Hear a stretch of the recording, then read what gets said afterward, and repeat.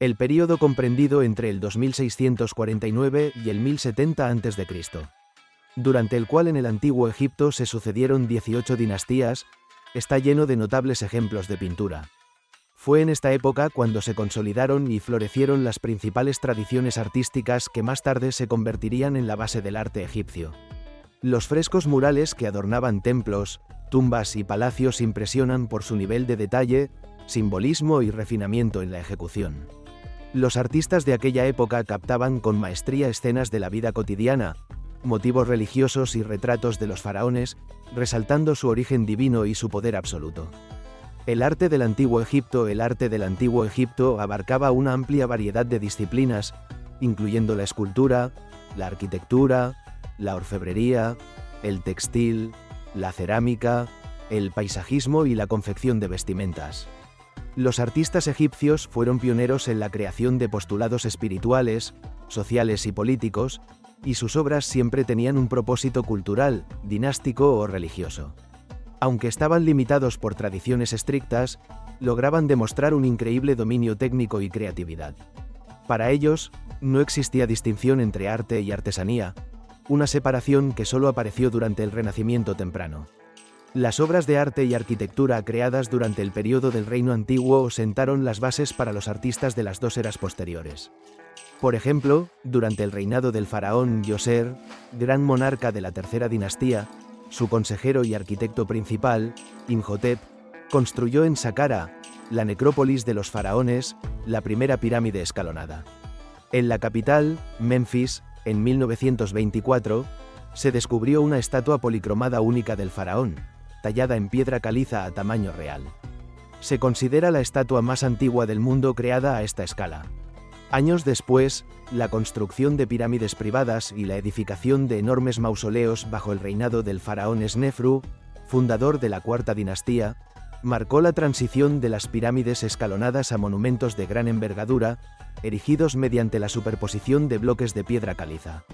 Durante las dinastías cuarta y quinta surgió el Libro de los Muertos, que servía como guía para el más allá. Algunos fragmentos del texto se inscribían en las paredes de las tumbas para acompañar el alma del difunto en su viaje por el reino de los muertos. Durante el Reino Antiguo, los artistas egipcios destacaron especialmente en la escultura. Uno de los ejemplos más notables es la estatua del escriba Setka, tallada en granito. Según una teoría, representa al príncipe Dayediedefra. La figura del hombre sentado está representada con gran realismo y expresividad. El escultor prestó especial atención a sus manos, en particular a la derecha, donde originalmente sostenía un documento. La estatua de Setka fue esculpida en dos grandes bloques de magnesita blanca con vetas rojizas y decorada con un disco incrustado de cristal de roca. Su mirada inquisitiva y penetrante refleja su alto rango y estatus intelectual.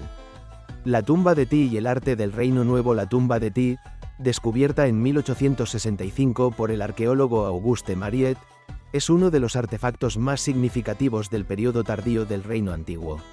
Los relieves meticulosamente elaborados que decoran sus muros permiten visualizar con gran realismo la vida cotidiana de los egipcios de aquella época. Durante el período de transición entre el Reino Antiguo y el Reino Medio, el arte adoptó un estilo más idealizado y simplificado. Sin embargo, en la 12ª dinastía, el arte recuperó su orientación clásica, con una mayor precisión en las proporciones, especialmente en la representación de figuras humanas. Uno de los ejemplos más notables es la estatua de la noble Señui, que fue robada de la tumba de su esposo, Jefai Hapi, en Asiut y posteriormente encontrada en Nubia, Sudán. Destaca por sus formas elegantes y proporciones armoniosas. Señui está representada sentada, con la mano izquierda apoyada sobre su rodilla y sosteniendo en la derecha una flor de loto, símbolo de renacimiento. Los jeroglíficos en su trono indican que es venerada al mismo nivel que Osiris y otras deidades. El Reino Nuevo fue una era de estabilidad política y crecimiento económico. En el templo funerario construido para la reina Hatshepsut, en la orilla occidental del Nilo, en Deir el-Bahari, se conservan relieves pintados de gran belleza que narran los acontecimientos clave de su reinado. Entre ellos, se encuentran escenas de su tránsito hacia el más allá y un episodio en el que Anubis, el dios con cabeza de chacal que recibe ofrendas, actúa como guía en el reino de los muertos. Durante esta época, los altos funcionarios, además del faraón, Contaban con los recursos suficientes para encargar elaboradas pinturas murales para sus tumbas. Más tarde, en el Reino Nuevo, el joven faraón Tutankamón, quien ascendió al trono siendo aún un niño, gobernó hasta su muerte a los 19 años. En 1922, su tumba fue hallada prácticamente intacta, convirtiéndose en uno de los descubrimientos arqueológicos más importantes del siglo XX. Las obras de arte creadas durante el Reino Nuevo se caracterizan por su refinamiento, excelencia técnica y grandiosidad. Ninguna civilización egipcia posterior logró superar su maestría. Estas reliquias, con más de 3000 años de antigüedad, son un testimonio del esplendor de una civilización en la que el arte desempeñó un papel fundamental en el desarrollo cultural y espiritual. Inspección de los campos por Nebamun. El fragmento del fresco Inspección de los campos por Nebamun fue adquirido por el Museo Británico en 1821 junto con otros 10 fragmentos. Originalmente, formaban parte de una composición integral que decoraba las paredes de la tumba del noble Nebamun, un funcionario encargado de los suministros de grano y que trabajaba en el templo de Amón en Karnak durante el reinado de Amenhotep III. Nebamun ocupaba un alto cargo en la corte del faraón, por lo que en uno de los fragmentos se le representa supervisando el conteo de los gansos.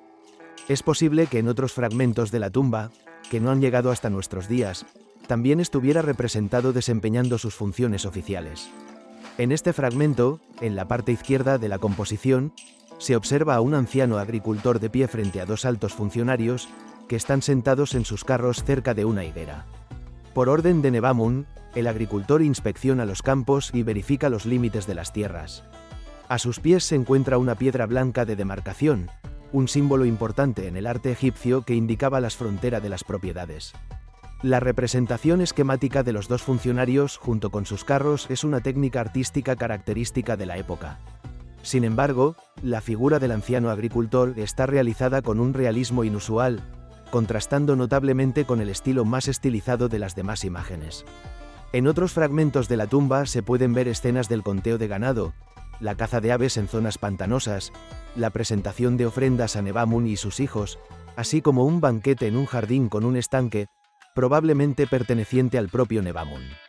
En uno de los fragmentos, se representan hombres que traen animales como ofrenda ritual, dejándolos en la tumba. Sobre la cabeza del agricultor se puede leer una inscripción jeroglífica con su juramento. Así como grande es el Dios en los cielos, así es la certeza de esta piedra de demarcación. Esto subraya la importancia de la piedra blanca a sus pies, que fue colocada por los propios funcionarios o bien establecida para su verificación. Destaca especialmente la representación inusual de una pareja de animales enganchados a un carro. Algunos estudiosos creen que se trata de culanes asnos salvajes, aunque también existe la teoría de que el artista pudo haber representado mulas o un híbrido equino. El realismo de ciertos elementos del fresco lo hace único. Por ejemplo, la cabeza parcialmente calva del agricultor y sus mechones de cabello canoso están representados con un alto grado de precisión. Este nivel de detalle era completamente inusual en las representaciones de dioses y faraones, cuyas figuras siempre se mostraban de manera estilizada e idealizada. Sin embargo, a los artistas se les permitía añadir rasgos realistas en las imágenes de personas comunes, sirvientes y animales, lo que hace que este fragmento sea especialmente valioso para el estudio de las tradiciones artísticas del Antiguo Egipto. Técnicas de pintura al fresco. Los 11 fragmentos conservados de las pinturas murales en la tumba de Nebamun fueron creados utilizando la técnica del fresco seco. Este método consistía en cubrir primero las paredes con una mezcla de paja y limo extraído de las orillas del Nilo. Luego, se aplicaba una fina capa de yeso blanco, que se dejaba secar completamente. Solo después de que la superficie estuviera totalmente seca se añadía la pintura, lo que diferenciaba esta técnica del buen fresco verdadero, en el que el pigmento mezclado con agua se aplicaba sobre el yeso aún húmedo, logrando una mayor adherencia y durabilidad. Un ejemplo clásico de pintura al fresco realizada con la técnica del buen fresco es la obra de Giotto La Liberación de San Pedro Hereje, ubicada en la iglesia superior de la Basílica de San Francisco en Asís, Italia. Si bien las pinturas egipcias creadas con la técnica del fresco seco no eran tan duraderas como los frescos italianos elaborados con el método del buen fresco, esta técnica tenía sus ventajas. En particular, permitía a los artistas trabajar con mayor precisión y sin prisas, además de realizar modificaciones en las imágenes ya pintadas, lo que hacía el proceso más flexible y adecuado para la ejecución de composiciones artísticas complejas. La máscara funeraria de Tutankamón. La lujosa máscara funeraria de Tutankamón es uno de los artefactos más emblemáticos del arte egipcio. El uso de metales y piedras preciosas, combinado con una maestría excepcional, refleja la grandeza y el poder de su propietario. Las máscaras funerarias aparecieron ya en tiempos de la Cuarta Dinastía, pero durante el Reino Nuevo se volvieron aún más sofisticadas gracias al amplio uso de metales preciosos y a los complejos elementos decorativos. La máscara de Tutankamón fue fabricada con finas láminas de oro repujado, que posteriormente fueron soldadas entre sí. En versiones más modestas de las máscaras, los rasgos faciales y otros detalles simplemente se pintaban, mientras que en esta obra maestra el artista logró un efecto impresionante mediante múltiples incrustaciones. Destaca especialmente el magnífico collar. Las cavidades en el oro están rellenas de lapislázuli, cornalina, obsidiana y vidrio turquesa, creando un diseño único. La máscara funeraria tenía la función de proteger los restos del faraón contra la descomposición. Según las creencias religiosas egipcias, la preservación del cuerpo era esencial para la existencia eterna del alma del faraón en el más allá. Tras el proceso de embalsamamiento y la lectura de los conjuros del libro de los muertos, la máscara se colocaba sobre el rostro del faraón para resguardar su cabeza. Se fijaba sobre el cráneo decorado, que a su vez se unía al cuerpo con una resina espesa. Cuando la máscara fue descubierta, se encontró tan firmemente adherida al cuerpo momificado que los arqueólogos tuvieron que separar la cabeza del torso para poder retirarla. El nemes, el tocado tradicional de los faraones representado en la máscara, está decorado con bandas de oro y lapislázuli. El lapislázuli era tan valioso que se le conocía como el oro azul. El faraón era considerado la encarnación viviente de una deidad celestial, de ahí la simbología del color azul, mientras que el oro, asociado con el dios del sol, resaltaba su naturaleza divina. Un elemento característico del tocado faraónico era la cobra sagrada, conocida como Ureus, que representaba a la diosa Wadiet, protectora del Bajo Egipto. Se la muestra con la cabeza levantada, lista para lanzar una carga de fuego en defensa del monarca. Detrás de ella se encuentra la cabeza de un buitre, emblema de la diosa Neibet, guardiana del Alto Egipto. Al exquisito collar de oro y cuentas de cerámica se le añadían hombreras doradas, coronadas con cabezas de águila. Los ojos y picos de las aves estaban hechos de obsidiana. El águila simbolizaba al dios del cielo Horus, reforzando el estatus divino del faraón como gobernante protegido por las fuerzas superiores. El descubrimiento de la máscara de Tutankamón. La máscara de oro de Tutankamón fue descubierta en los albores de la gran era de los hallazgos arqueológicos del siglo XX. En 1922, el arqueólogo británico Howard Carter hizo un descubrimiento sensacional al desenterrar la única tumba intacta encontrada hasta ese momento en el Valle de los Reyes, ubicado en la orilla occidental del Nilo, frente a la actual ciudad de Luxor. Carter describió el momento en que, lleno de emoción, miró por primera vez dentro de la tenue penumbra de la tumba. Mientras mis ojos se acostumbraban a la oscuridad, empecé a distinguir las formas de los objetos, animales extraños, estatuas y, por todas partes, oro, reluciendo bajo la débil luz. La tumba resultó ser un verdadero tesoro, preservando riquezas inimaginables. En su interior se encontraban cofres dorados, tronos finamente decorados, carros de guerra, cajas con perfumes e incienso, joyas preciosas.